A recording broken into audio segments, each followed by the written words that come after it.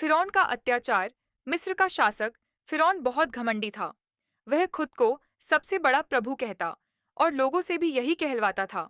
उसने बनी इज़राइल को गुलाम बना रखा था। उन्हें मजदूरी, मारपीट और अपमान झेलना पड़ता था। फिरौन के दरबारियों ने बताया कि एक बच्चा पैदा होगा जो उसकी सत्ता को खत्म कर देगा। डर के कारण फिरौन ने आदेश दिया कि बनी इज़राइल के सभी नवजात लड़कों को मार दिया जाए। इसी समय हजरत मूसा अफेस पाप पैदा हुए। उनकी माँ ने उन्हें एक डिब्बे संदूक में रखकर नदी में छोड़ दिया ताकि फिरौन के सैनिकों से बचाया जा सके। डिब्बा बहते हुए फिरौन के महल तक पहुंचा। फिरौन की पत्नी आसिया ने बच्चे को पाया, उसे बहुत प्यार किया और उसे पालने का फैसला किया। इस तरह मूसा और पिया दुश्मन के घर में ही सुरक्षित रहे। एक दिन एक झगड़े में मूसा अप्पीटो से अनजाने में एक मिस्री आदमी की मृत्यु हो गई।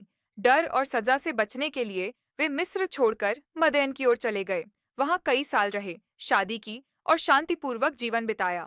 कई साल बाद अल्लाह ने मूसा आला को तुर पर्वत पर नबूवत दी। उन्हें चमत्कार दिए, जैसे उनकी लकड़ी अस्सी सांप बन जाती थी और हाथ में नूर प्रकाश चमकता था। अल्लाह ने उन्हें आदेश दिया कि वापस मिस्र जाकर फिरौन को सच्चाई की ओर बुलाएं। मूसा और उनके भाई हारून ने फिरौन के दरबार पहुंचे और कहा, अल्लाह एक है, उसकी बंदगी करो और बनी इज़राइल को आजाद करो। फिरौन ने घमंड में कहा, मैं ही प्रभु हूँ। फिरौन ने कई जादूगर बुलाए। उन्होंने अपनी रस्सियां फेंकी जो जादू से सांप जैसी दिखीं, लेकिन मूसा अ की अस्सी सच में सांप बन गई और सब जादुओं को निगल गई।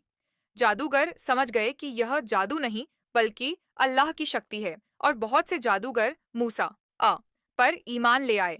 फिरौन गुस्सा हुआ और उन्हें सजा दी। फिरौन के इनकार और जुल्म की वजह से अल्लाह ने मिस्र पर कई मुसीबतें भेजीं, कभी टिड्डियां, कभी खून, कभी मेंढक, कभी सूखा।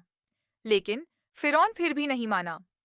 अल्लाह ने मूसा अम्बे को आदेश दिया कि रात में अपने लोगों को लेकर मिस्र से निकल जाए। वे सभी पलायन कर गए। फिरौन को जब पता चला तो वह बड़ी सेना लेकर उनके पीछे दौड़ा। बनी इज़राइल समुद्र के पास फंस गए थे।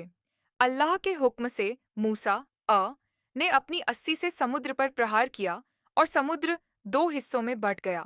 बीच में सूखा रास्ता बन गया और सभी लोग पार हो गए। फिरौन और उसकी सेना भी उसी रास्ते में घुसे। लेकिन जैसे ही वे बीच पहुंचे, समुद्र फिर से मिल गया। फिरौन डूब गया। उसका घमंड और अत्याचार इस तरह खत्म हुआ। कुरान में बताया गया है कि अल्लाह ने फिरौन की लाश को संरक्षित रहने दिया ताकि आने वाली पीढ़ियों के लिए वह सबसे बड़ी चेतावनी बन सके।